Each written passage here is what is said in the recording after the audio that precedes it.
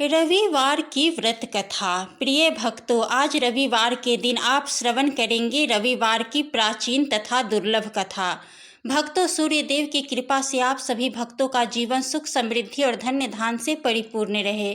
तो प्रिय भक्तों, आइए कथा को शुरू करते हैं। एक राजा था, उसके पास सिपाही, घोड़े, दास दासियां, धन दौलत सब कुछ था, सिर्फ उन्हें संतान नहीं थी। इसी कारण राजा और रानी बहुत ही दुखी रहा करते थे। संतान प्राप्ति के लिए उन्होंने हर तरह का दान धर्म, धार्मिक अनुष्ठान, जप व्रत, पूजा पाठ सब कुछ किया, लेकिन इसका कोई लाभ नहीं हुआ। जब राजा रानी दोनों ही बुढ़ापे की तरफ बढ़ने लगे तो दोनों गहरी सोच में पड़ गए कि जब इतने बड़े राज्य का क्या होगा, कौन बनेगा इस राज्य का वारिस, कौन प्रजा की जिम्मेदारियों को उठाएगा। राजा रानी दिन रात इसी चिंता में रहने लगे। एक दिन सुबह राजा के दरबार में एक साधु आए तो दासी रानी को यह सब बताती है। तब रानी दासी से कहती है, हे दासी, यह मेरा अंतिम दान धर्म है, इसके बाद मैं अपने हाथों से कोई दान धर्म नहीं करूंगी। रानी चावल से भरा हुआ कटोरा हाथ में लिए बाहर आई और साधु की झोली में भिक्षा डालने के लिए आगे बढ़ती है तो उसके चेहरे पर छाई उदासी साधु की दृष्टि में आ गई। वह उससे पूछता है, हे रानी, क्या हुआ, आप इतना उदास क्यों है। तब रानी साधु को सारी बात बताती है और रोने लगती है। रानी को यूं रोता हुआ देखकर साधु कुछ गंभीर हो जाता है और कहता है, हे रानी, आप चिंता मत करिए, आपकी संतान की इच्छा अवश्य ही पूर्ण होगी। आपकी कोख में एक पुत्र का जन्म होगा, किंतु वह मात्र 16 साल तक ही आप लोगों को मिलेगा। इसके आगे वह इस मृत्यु लोक में नहीं रह पाएगा। इससे बढ़कर आपको कुछ देना मेरे लिए संभव नहीं। अपनी बात पूरी करते हुए उसने अपनी झोली में हाथ डाला और थोड़ी सी भभूत निकालकर रानी को दे दी और कहा, आप और महाराज दोनों इसे बांटकर ग्रहण करना, तुम्हें जल्द ही सुंदर पुत्र प्राप्त होगा। इतना कहकर साधु अपनी राह को चला गया। उसी रात राजा अपना दरबार खत्म करके रानी के पास महल में आए तो रानी ने राजा को सारी सच्चाई बताई और साधु की दी हुई भभूत राजा को दिखाई और बोली, साधु महाराज ने यह भभूत हम दोनों को ग्रहण करने के लिए कहा है। तो महाराज बोले कि हे महारानी, इतना दान धर्म किया, जब तप उपवास किया, लेकिन इसका कोई फल नहीं मिला। अब इस भरोसे हमें संतान प्राप्त होगी। तो रानी बोली, जब इतना सब कुछ कर लिया तो अब यह भी कर लेते हैं। उसने साधु महाराज का नाम स्मरण करके वह भभूत बांटकर दोनों ने खा ली। इसके बाद दोनों निश्चिंत होकर सो जाते हैं। कुछ दिन गुजर जाते हैं और साधु द्वारा कहे अनुसार रानी गर्भवती हो जाती है। उस पर राजा रानी दोनों ही खुशी का ठिकाना न रहा। राजा रानी से बोला, हे महारानी, सचमुच साधु महाराज की कृपा से रानी ने एक अत्यंत ही सुंदर पुत्र को जन्म दिया। राजा ने बड़ी ही धूमधाम से पुत्र का नामकरण संस्कार किया। सारे राज्य में उत्सव मनाया गया। राजा को इस बात का पता था कि हमारा पुत्र सिर्फ 16 साल तक ही हमारे पास रहेगा। प्रिय भक्तों, इसके बाद राजा और रानी बड़े ही प्रेम से बेटे की परवरिश करने लगे। उसकी हर ख्वाहिश पूरी की। थोड़े समय के लिए ही भगवान ने संतान की अपनी मुराद पूरी कर दी थी। राजपुत्र दिन प्रतिदिन बड़ा होता गया। जब वो 8 साल का हो गया तो राजा एक अच्छे गुरु की नियुक्त करके अस्त्र शस्त्र की विद्या, घुड़सवारी इत्यादि सब शिक्षाएं उसे प्रदान कराते हैं। अब वह सभी विद्याओं में पारंगत हो चुका था और इस प्रकार वह 12 साल की उम्र का हो गया। तब एक अच्छी सी राजकन्या को खोजकर उसका विवाह कर दिया गया। इसी प्रकार राजा रानी और उसके पुत्र का जीवन सुखपूर्वक बीत रहा था। लेकिन जब राजपुत्र तो एक दिन उसने अपने पिता से कहा, पिताजी, मैं अपना राज घूम कर देखना चाहता हूँ। आज तक मैंने सिर्फ इस राजवाड़े के अतिरिक्त कुछ नहीं देखा। बेटे की बात को सुनकर राजा चिंतित हो जाता है, क्योंकि पुत्र का 16वां साल शुरू हुआ था। अब कोई अनहोनी होने का वक्त नजदीक आ गया था। लेकिन राजा यह सब बातें पुत्र को नहीं बता सकता था। वह क्या करता, चेहरे पर झूठी मुस्कान लेकर बेटे से कहता है, हे पुत्र, जरूर तुम्हें अपने राज्य के बारे में जानना चाहिए। मेरे बाद तुम ही तो राजा बनोगे, अपना राजपाट संभालोगे, परंतु एक बात का ध्यान रखना कि तुम जहाँ भी जा रहे हो, क्या कर रहे हो, यह बात अपनी पत्नी को मत बताना। पुत्र कहता है, ठीक है पिताजी, आपने जो कहा है मैं वैसा ही करूंगा। राजपुत्र दिन भर अपनी पत्नी के साथ मौज मस्ती करता, खुशी पूर्वक रहता और रात को बिस्तर से उठकर बाहर चला जाता और फिर सूर्य उदय होने से पहले वापस अपने महल में आकर सो जाता। ऐसे बहुत दिनों तक चलता रहा। अब राजपुत्र का 16वां साल खत्म होने में कुछ ही दिन बाकी रह गए थे। इतने में उसकी पत्नी यानी कि छोटी रानी रात में एक दिन जाग जाती है। वह देखती है कि बिस्तर पे राजकुमार नहीं है। वह महल में सब जगह देखती है तो राजपुत्र कहीं नजर नहीं आता। अब वह सोचती है और क्या करेगी, किससे कहे। वह चुपचाप रहती है। फिर भोर होने पर वह देखती है कि उसका पति अपने जगह सोया हुआ है। वह पति से कुछ नहीं पूछती, लेकिन ऐसे बहुत दिन चलता रहा। छोटी रानी बहुत ही चिंतित हो जाती है। पति रात को कहाँ जाता है, किससे मिलने जाता है, उसके मन में ढेर सारे सवाल उठ रहे थे, लेकिन उसे पूछने में भय लग रहा था कि शायद उसका पति गुस्सा न हो जाए। सास ससुर से पूछने में भी वह बड़ा संकोच कर रही थी। इस तरह छोटी रानी मन ही मन दुखी रहने लगी। इस हाल में उसने खाने पीने में दिलचस्पी नहीं रही। यह दुबली पतली हो जाती तो उसी राज्य में एक फूल बेचने वाली एक बूढ़ी महिला, एक मालिन थी। वह हमेशा छोटी रानी को फूल देने उसके महल में जाती थी। एक दिन उस बुढ़िया का ध्यान छोटी रानी पर जाता है। वह उससे पूछती है, हे बेटी, तुम्हें किस बात का दुख है? तुम इस तरह सूख कर कांटा क्यों हो गई हो? उस पर रानी कहने लगी, हे बूढ़ी माँ, मैं आपको क्या बताऊं। मेरे पति अर्थात इस राज्य के जो राजपुत्र है, हर रात बिस्तर पर से उठकर कहीं चला जाता है और सुबह भोर होते ही वापस सो जाता है। वह कहाँ जाता है, किससे मिलने जाता है, क्या करता है, मुझे कुछ नहीं पता। यही सब सोच सोचकर मैं दुबली होती जा रही हूँ। मैं खाना पीना ग्रहण नहीं कर पाती। प्रिय भक्तों, वह बुढ़िया उसे एक उपाय बताती है। कहती है, बेटी, ऐसा करना कि आज रात तुम सोना मत। तुम्हारा पति जब उठकर कहीं जाए तो उसके पीछे जाकर देखना कि वो कहाँ जाता है, क्या करता है। उसकी अच्छी तरह से पहरेदारी करना। छोटी रानी ने कहा, अम्मा, पर मुझे नींद आ गई। तो वह मालिन कहती है, देखो, एक काम करना, अपने दाहिने हाथ की उंगली में एक जख्म लगा देना, उस पर थोड़ी सी मिर्च छिड़क देना, तुम्हें जलन के मारे नींद नहीं आएगी। उस बुढ़िया के कहे अनुसार छोटी रानी ने अपनी उंगली में एक जख्म लगा लिया और उसमें मिर्च लगा दी। जलन के सारे मारे कुछ देर तक उसे नींद नहीं आई। बाद में वह सो जाती है। दूसरे दिन सुबह बुढ़िया फूल लेकर उसके महल में पहुंची और पूछती है, क्या हुआ बेटी, क्या तुम देख पाई कि तुम्हारा पति कहाँ जाता है? छोटी रानी कहती है, नहीं माँ, पहले कुछ समय जलन के कारण मुझे नींद नहीं आई, पर कुछ देर के पश्चात मैं सो गई। बुढ़िया कहती है, कोई बात नहीं, आज तुम उंगली पर पहले से ज़्यादा बड़ा जख्म करना और ज़्यादा मिर्च लगाना। तो छोटी रानी वैसा ही किया, परंतु सिर्फ पति को बाहर निकलते हुए देख पाई। उसके पश्चात उसकी आंखें मूंद गई। फिर उसे नींद आ गई। दूसरे दिन सुबह वह बुढ़िया फिर आती है। उससे पूछने से पहले ही छोटी रानी रोने लगती है और कहती है, मैं आज भी अपनी पहरेदारी ठीक से नहीं कर पाई। बुढ़िया कहती है, रो नहीं बेटी, सब कुछ ठीक हो जाएगा। तुम आज रात जख्म और बड़ा करना, उस पर ज़्यादा मिर्च लगाना, और एक काम करना, जब वह जाने के लिए निकले तब उसका रास्ता रोक लेना। बुढ़िया ने जैसा बताया छोटी रानी ने वैसा ही किया।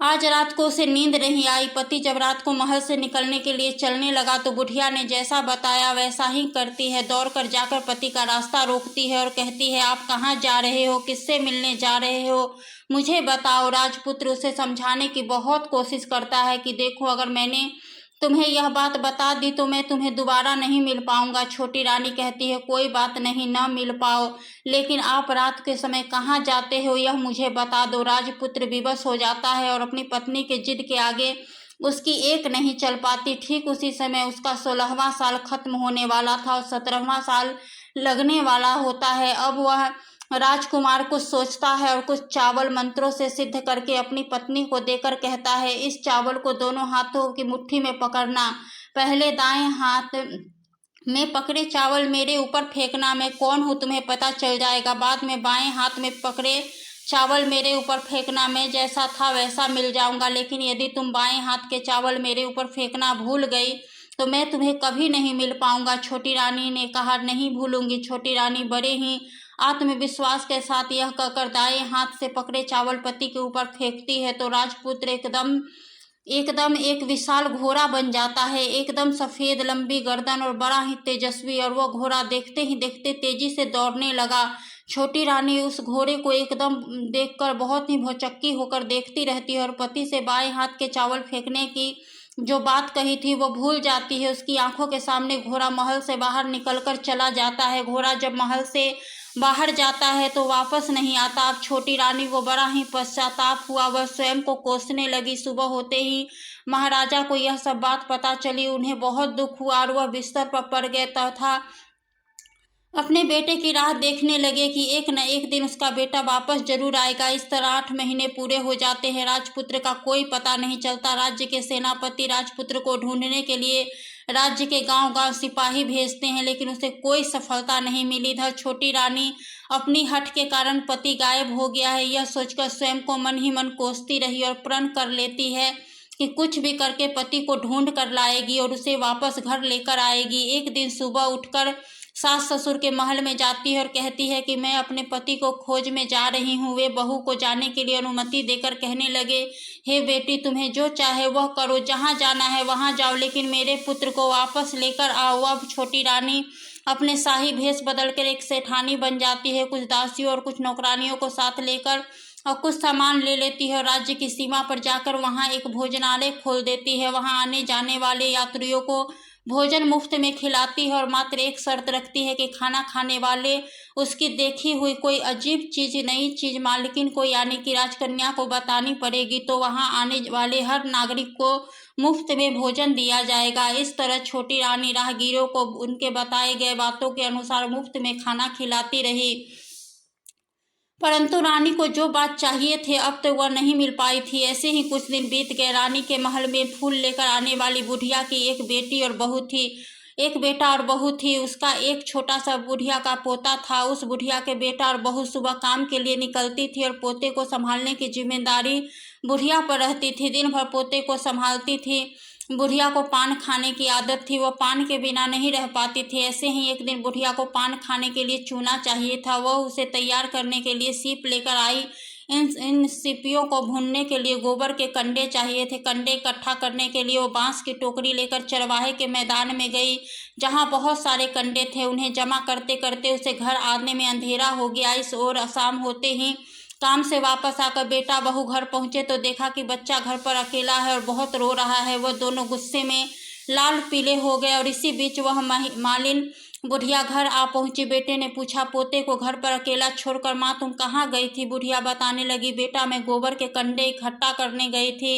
इस पर बेटा बोला, दोबारा बच्चे को अकेला घर पर छोड़कर कहीं गई तो मैं तुम्हें बहुत पीटूंगा। बुढ़िया कहने लगी, नहीं बेटा, फिर कभी ऐसा नहीं करूंगी। लेकिन दूसरे दिन बुढ़िया यह बात भूल गई और चरवाहे के मैदान पर कंडे इकट्ठा करने चली गई। शाम को जब बेटा और बहू काम से वापस लौटे तो देखा कि बच्चा घर पर अकेला है और जोर जोर से रो रहा है। अब उसके बेटे की सहन शक्ति खत्म हो गई और बुढ़िया के घर वापस आने पर उसे घर से निकाल दिया। बुढ़िया रात भर घर से बाहर अंधेरे में बैठी रही। सुबह होते ही हाथ में टोकरी लेकर कंडे इकट्ठा करने के लिए निकल पड़ी। कंडे इकट्ठा करते करते अंधेरा हो गया। उसे मालूम ही नहीं चला कि जब उसे ध्यान आया तो गांव का रास्ता भी ठीक ठाक दिखाई नहीं दे रहा था। वह अंधेरे में आंखें फाड़ फाड़ कर देखती और किसी तरह आगे निकलने लगी तो उसने देखा कि एक कपिला गाय छन छन की आवाज करते हुए, गले में घंटी बजाते हुए उस मैदान पर आई। उसे देखकर बुढ़िया सोचने लगी कि इस गाय के पीछे पीछे जाऊंगी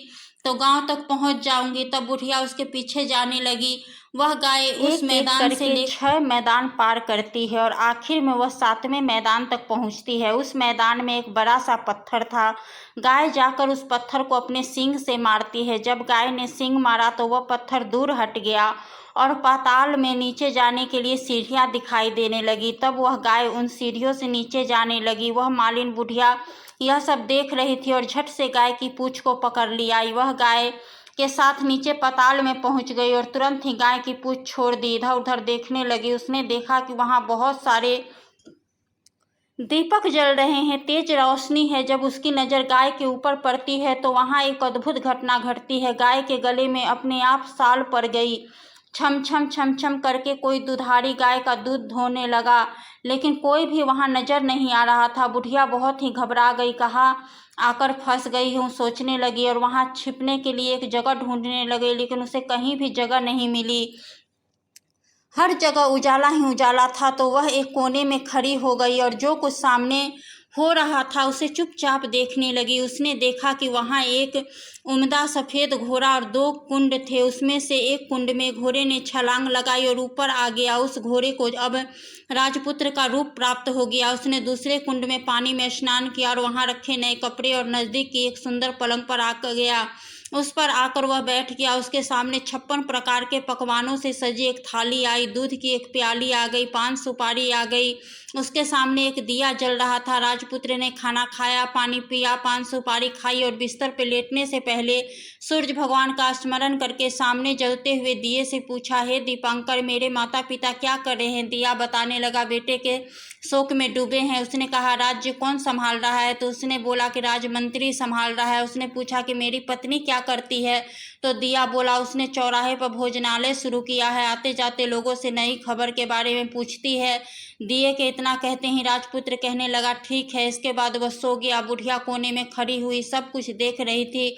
ऐसी अद्भुत घटना उसने जीवन में पहली बार देखी थी। उसे अंदर ही अंदर बहुत कुलबुलाहट होने लगी। वह अपनी भूख प्यास भूल गई। आगे क्या होगा इस उत्सुकता में वह देखने लगी, लेकिन इसके बाद कुछ घटनाएं नहीं घटती। रात गुजर गई और सुबह हो गई। पलंग पर सोया हुआ राजपुत्र उठा और फिर से पहले वाले कुंड में छलांग लगाई तो वह फिर से घोड़ा बनकर कुंड से बाहर आ गया। तेजी से उस पाताल नगरी से बाहर निकल गया, लेकिन कहाँ गया बुढ़िया को कुछ नहीं पता चला। इसके बाद पिछली रात की तरह कोई उस गाय को छम छम करके दूध दूहने लगा।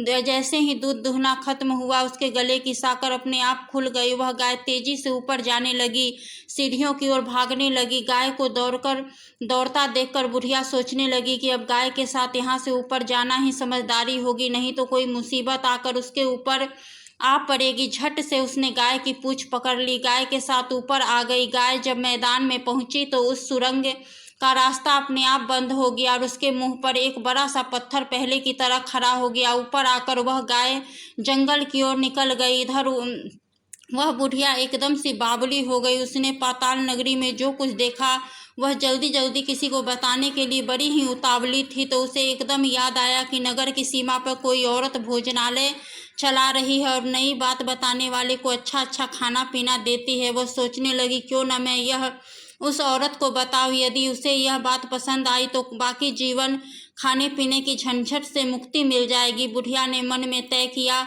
और तुरंत भोजनालय पहुंच गई, जहां द्वार पर टंगी नगाड़े के सामने खड़ी हो गई और जोर जोर से नगाड़ा बजाना शुरू कर दिया। नगाड़े का इस तरह शोर सुनकर छोटी रानी मन में प्रसन्न हो गई कि शायद कोई नई बात लेकर आया है। रानी सिपाहियों को आदेश देती है कि जाइए, कौन आया है उसकी अच्छे से खातिरदारी कीजिए। छोटी रानी का आदेश पाते ही सिपाही दौड़ते हुए गए और वहां एक बुढ़िया नगाड़ा बजा रही थी। उन्होंने पूछा, बुढ़िया माई क्या हुआ, नगाड़ा क्यों बजा रही हो? बुढ़िया बोली, कुछ नहीं बेटा, यहाँ खाना मिलता है ना, इसीलिए आई हूँ। तो सिपाहियों ने कहा, माई खाना चाहिए, खाना तो मिलेगा, लेकिन तुम्हें कोई नई बात बतानी पड़ेगी। बुढ़िया ने कहा, हाँ बताऊंगी। एक बात मालूम है मुझे। इस पर सिपाही उसे अंदर लेकर आए और मालकिन के आदेश के अनुसार बहुत सेवा सत्कार किया गया। बड़ी से सुंदर थाली में सुंदर सुंदर पकवान व्यंजन परोसे गए। बुढ़िया बहुत दिनों से भूखी थी, वह खाने पर टूट पड़ी। खाना खाने के बाद सिपाही ने उसे नई साड़ी पहनने को दी। इसके बाद उसे लेकर रानी के पास आई। बुढ़िया और छोटी रानी ने तुरंत एक दूसरे को पहचान लिया। तब छोटी रानी ने बुढ़िया से कहा, अम्मा अब बताओ तुमने क्या नई बात देखी? बुढ़िया ने कहा, नई बात? मैंने कोई नई बात नहीं देखी। मेरे पास तो तुम्हें देने के लिए खाने के पैसे नहीं थे, इसीलिए मैंने झूठ कहा और नगाड़ा बजाया। रानी ने कहा, अम्मा घबराना नहीं, मैं किसी को तुम्हारा नाम नहीं बताऊंगी। फिर भी बुढ़िया ने कहा, मेरे पास कोई नई बात नहीं है। इस पर रानी ने उससे कहा, देखो अम्मा, तुमने मुझे वह नई बात नहीं बता दी तो जिंदगी भर तुम्हारी देखभाल मैं करूंगी, तुम्हें राजमाता की तरह रखूंगी। अब बुढ़िया बताने के लिए तैयार हो गई। उसने जो कुछ भी चरवाहे वाले मैदान में देखा वह सच सच छोटी रानी को बता दिया। बुढ़िया की बातें सुनकर छोटी रानी को यकीन हो गया कि वह राजपुत्र उसी का पति है। वह तुरंत बुढ़िया से कहने लगी, अम्मा मुझे उस जगह पर ले चलो। तब बुढ़िया ने बोली, नहीं बेटी, वह पाताल लोक है, वहाँ सांप आदि रहते हैं, तुम्हें देख लिया तो तुम्हारी जान खतरे में पड़ सकती है। लेकिन छोटी रानी उनकी एक भी बात नहीं सुनती, उसे एक जगह ले जाने के लिए हट करने लगी। आखिर में बुढ़िया ने उसका कहना मान लिया और कहने लगी, ठीक है, मैं तुम्हें वहां ले जा सकती हूँ, पर आज नहीं, कल वहां जाना। दूसरे दिन दोपहर को रानी बुढ़िया के साथ उस मैदान पर गई और एक जगह छुपकर गाय के आने की राह देखने लगी। दिन ढलते ही अंधेरा घिरने लगा और गाय हमेशा की तरह वहां मैदान में आ गई। उस कोने में जाकर उसने पत्थर पर सींग मारी तो छत से पत्थर हट गया, सुरंग में जाने के लिए रास्ता खुल गया। गाय उस रास्ते से नीचे उतरने लगी तो बुढ़िया और छोटी रानी ने से कहने लगी कि हे बेटी, आगे बढ़ो, हम गाय की पूंछ पकड़कर नीचे उतरेंगे। तो दोनों ने गाय की पूंछ पकड़कर नीचे उतर गई। बुढ़िया पहले जिस कोने में छुपी थी उसी कोने में छिप गई। अब नीचे सब कुछ पहले जैसा घटित हो रहा था। गाय के गले में अपने आप साल पड़ गए और अदृश्य रूप से उसका दूध दुहने लगा। एक सफेद घोड़ा आकर एक कुंड में छलांग लगाई तो वह राजपुत्र के रूप में ऊपर आया। वह राजपुत्र दूसरे कुंड में नहाने लगा। बाद में उसके सामने खाने पीने की थाली आई, दूध की प्याली आई और पान का बीड़ा आ गया। राजपुत्र सब ग्रहण करके सोने के लिए पलंग पर चला गया। सोने से पहले सूर्यदेव का स्मरण करके वह दिए से पूछने लगा, दीपांकर, मेरे माता पिता क्या कर रहे हैं? तो दिया कुछ जवाब नहीं देता है, बल्कि वह बुझने लगता है। तब राजपुत्र को कुछ घटित हुआ, इसका संदेह हो गया। वह उदास हो गया और जो कुछ हुआ हो जाने दो, ऐसा सोचकर वह बिस्तर पर लेट गया। अब रानी का संयम टूट गया। वह दौड़कर अपने पति के पास आई और उसके पैर पकड़ने के लिए आगे बढ़ती है। तब राजपुत्र तुरंत ही पत्नी को पहचान गया और झट से पीछे हट गया। चिल्लाने लगा कि नहीं नहीं, मुझे मत छूना, सर्वनाश हो जाएगा। रानी दोनों हाथ जोड़कर पति के अपने भूल को स्वीकार करने लगी कि हे स्वामी, मुझसे भूल हो गई, मुझे आपसे नहीं पूछना चाहिए था। अब आप घर चलो। आपके वियोग में आपके माता पिता ने बिस्तर पकड़ लिया है। आपकी प्रजा बहुत ही दुखी है। इस पर राजपुत्र कहने लगा, वही तो, एक बार तुम गलती कर बैठी हो, अब दोबारा मत करना, नहीं तो मैं तुम्हें जो दिख रहा हूँ वो भी नहीं दिखाई दूंगा। रानी अब विलाप करने लगी, जोर जोर से जमीन पर सिर पटकने लगी। राजपुत्र के मन में उसके प्रति दया उत्पन्न हो गई। वह उससे कहने लगा, यदि तुम मुझे पाना चाहती हो तो तुम्हें एक काम करना होगा। काम कठिन है, लेकिन वह तुम्हें अकेले ही करना होगा। रानी ने कहा, कहो स्वामी, कितना भी कठिन काम हो मैं पूर्ण करूंगी। इस पर राजपुत्र ने कहा कि इस पाताल से ऊपर जाते ही तुम्हें एक घना जंगल नजर आएगा। ऐसे 6 जंगल पार करने के पश्चात तुम्हें एक 7वां जंगल मिलेगा। वह जंगल सबसे घना है। उस जंगल के बीचों बीच एक पीपल का पेड़ है। उसके आसपास की जगह पत्ते, फंदे, जटाएं आदि से ढकी है। वहां बाघ, शेर, सांप, भालू बैठे हैं। तुम्हें उन सबको भगाकर वह जगह साफ करनी है। उसको गोबर से लिपाई करके पवित्र बनाना है, रंगोली से सजाना है। इसके बाद वहां धूप कपूर जलानी है, फूल और कुमकुम से पेड़ की पूजा करनी है। दूध और दही से बने चावल का भोग लगाकर यह सब तुम्हें दोपहर को 12 बजे से पहले करना है। 12 बजने के बाद तुम्हें उस जगह पर बैठकर सूर्य भगवान का ध्यान करना है। ठीक 12 बजे सूर्य भगवान का रथ वहां उतरेगा। वे सब देखकर खुश हो जाएंगे और कहेंगे कि जिस किसी ने भी यह सब किया है उसे मैं मनचाहा फल दूंगा। तो तुम सामने जाकर उसके रथ का दाहिना घोड़ा मांगना, मैं तुम्हें मिल जाऊंगा। इतनी बात कह करके राजपुत्र अपने पलंग पर सो गया। छोटी रानी रात भर वहीं रही और सुबह होते ही बुढ़िया के साथ गाय का पूंछ पकड़ के ऊपर आने के बाद बुढ़िया से कहने लगी, अम्मा, अब मैं अकेले ही आगे जाऊंगी, तुम भोजनालय वापस जाओ। वह जंगल में जाकर राजपुत्र के कहे अनुसार वह जगह साफ कर दी। बाद में राजपुत्र ने जैसा बताया था उसे वैसे लिपाई करके वापस आ गई। दूसरे दिन सुबह होने से पहले उसी उठी और जंगल में जगह पहुंची जहां गुलाब का छिड़काव कर वह जगह सुगंधित की, धूप अगरबत्ती जलाकर उसे पवित्र किया और पूजा की सब सामग्री वहां तैयार रखकर सूर्य भगवान का ध्यान करके बैठ गई। जैसा कि पति ने बताया था, दोपहर को ठीक 12 बजे सूर्य भगवान का रथ उसी पीपल के पेड़ पर आकर रुका और सूर्य भगवान ने जब रथ के नीचे देखा तो सुगंधित वातावरण देखकर बहुत ही प्रसन्न हो गए। फिर वे बोले कि जिस किसी ने यह काम किया है मैं उसे मनचाहा वरदान दूंगा। यह सुनकर वह दौड़कर उनके सामने आ गई, उसको साष्टांग नमस्कार करके बोली, भगवान, वह मैं ही हूँ, मैंने ही इस जगह को साफ किया है। तब सूर्य भगवान ने कहा, अच्छा, तो तुम्हें जो चाहिए वर मांगो। उसने कहा, भगवान, मुझे आपके रथ का दाहिना घोड़ा चाहिए। सूर्य भगवान बोले, नहीं नहीं, मैं तुम्हें और कुछ भी दे सकता हूँ, लेकिन यह घोड़ा नहीं दे सकता। मेरे रथ के 12 घोड़े हैं, तुम चाहो तो कोई और घोड़ा मांग लो, लेकिन यह दाहिना घोड़ा नहीं, वह मैं तुम्हें नहीं दे सकता। छोटी रानी ने एक नहीं सुनी। वह सूर्यदेव से एक ही बात की रट लगाती रही, उसे दाहिना घोड़ा दे दीजिए, नहीं तो मैं आपके पैरों में गिरकर अपनी जान दे दूंगी। अब सूर्यदेव धर्म संकट में पड़ गए। उन्होंने वचन दे दिया था, अब अपने वचन से पलट भी नहीं सकते थे। तब सूर्य भगवान ने बोले, मैंने तुम्हें घोड़ा दे दिया, लेकिन घोड़ा तो दे दिया, वह तुम्हें नहीं मिलेगा, तुम्हें उसे पाताल लोक में जाकर लाना होगा। रानी बोली, पाताल लोक में ही क्यों भगवान, मैं उन्हें पाने के लिए कहीं भी जा सकती हूँ। रानी को वचन देकर भगवान सूर्यदेव अंतर्ध्यान हो गए और अपने मार्ग पे चले गए। इधर रानी जंगल में अपने भोजनालय में गई, फिर बुढ़िया को साथ लेकर उस मैदान में गई और जल्दी ही शाम हो गई। शाम होते ही वह एक गाय आई, उसके सींग मारकर सुरंग का पत्थर हटाया, नीचे उतरने लगी। रानी और बुढ़िया जल्दी जल्दी उसकी पूंछ पकड़कर नीचे उतर गई। पाताल में सब घटनाएं पहले की तरह ही घटने लगी। घोड़े का एक कुंड में नहाकर राजपुत्र बन गया। नहा धोकर पलंग पर जाकर बैठना उसे खाने की थाली, दूध प्याली, पान बीड़ा आना, लेकिन आज एक नई बात घटी। आज दो दो थाली, दो दो दूध की प्याली और दो दो पान के बीड़े उसके सामने आए। वह कुछ नहीं बोला। अपने हिस्से की थाली खाकर, दूध पीकर, पान का बीड़ा चबाकर वह सोने चला गया और हमेशा की तरह दिए से पूछने लगा, हे प्यारे दीपांकर, मेरे माता पिता क्या कर रहे हैं?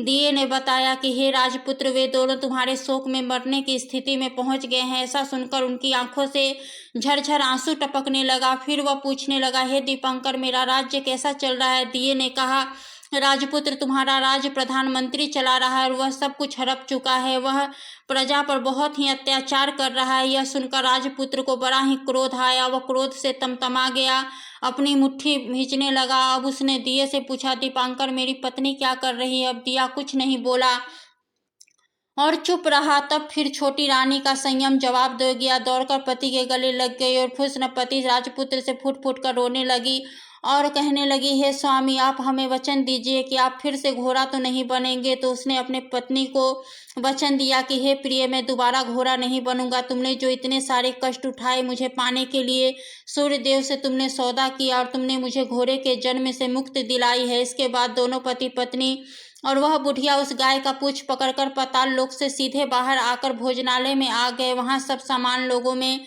बराबर बराबर बांट दिए और फिर उसके बाद उसने अपने राज्य को लौट गए। राजपुत्र वापस आता है और उसके तेवर देखकर जो प्रधानमंत्री होता है घबरा जाता है। राजपुत्र ने उसे बंदी बनाने का आदेश दे दिया और उसे कैद खाने में डलवा दिया और राजा की बागडोर अपने हाथों में ले ली।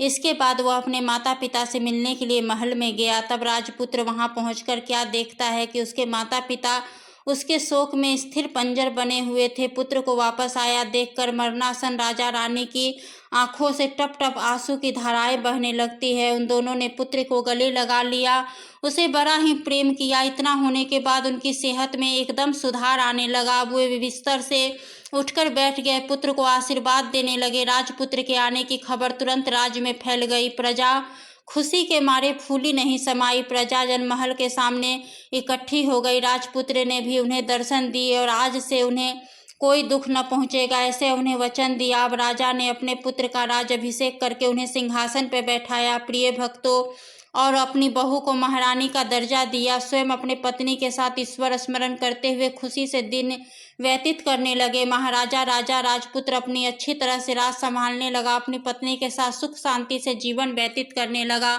उस बुढ़िया को रानी ने अपने महल अपने ही पास रखा और अपनी अच्छी तरह से देखभाल करने लगी। बुढ़िया के बुढ़ापे के दिन खुशी से गुजरने लगे। सारी प्रजाजन प्रेम से रहने लगी। तब राजपुत्र ने एक और घोषणा की कि हे प्रियजनों, तुम आज के बाद सूर्य नारायण भगवान का व्रत करो। प्रत्येक रविवार को उन्हें प्रेम पूर्वक अर्घ दो, घर की लिपाई करो तथा अपने घर में सुख समृद्धि की कामना करो। इससे तुम्हारे घर में धन्य धान आ जाएगा और साथ में तुम सब रोग मुक्त रहोगे। सूर्य भगवान की यह रविवार व्रत कथा संपन्न हुई। सभी भक्तों को भगवान सूर्य देव के आशीर्वाद से सुख समृद्धि, शांति और आरोग्य का आशीर्वाद प्राप्त हो। ओम सूर्य देवाय नमः। प्रिय भक्तों, उम्मीद करती हूँ आज की यह कथा आपको पसंद आई होगी। यदि आपको हमारी कथाएं पसंद आती है तो आप इसे अपने प्रियजनों में शेयर कीजिए और वीडियो को लाइक करके चैनल को सब्सक्राइब कर दीजिए और कमेंट बॉक्स में ओम सूर्य देवाय नमः जरूर ही लिखें।